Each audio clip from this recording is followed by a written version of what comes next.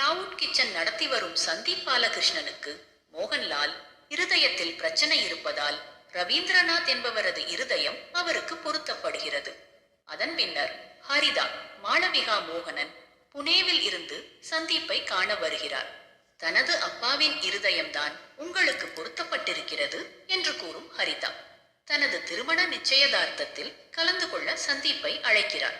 முதலில் மறுக்கும் சந்தீப்பின் சென்டிமெண்டாக ஹரிதா கேட்க, தன்னை கவனித்துக் கொள்ள இருக்கும் ஜெர்ரியுடன் சங்கீத் பிரதாப் புனேவுக்கு கிளம்புகிறார். அங்கு எதிர்பாராத விதமாக ஹரிதா திருமணம் நடக்காது என்று அறிவிக்க, மாப்பிள்ளையின் நண்பர்கள் கலாட்டா செய்கிறார்கள்.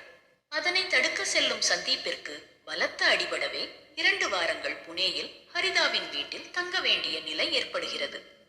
ஹரிதாவின் வீட்டில் தங்கும் சந்தீப்பிற்கு அவர் மீது ஈர்ப்பு வர, அதன் பின்னர் என்ன ஆனது என்பதே மீதி கதை. சந்தீப் எனும் கேரக்டரில் நடித்த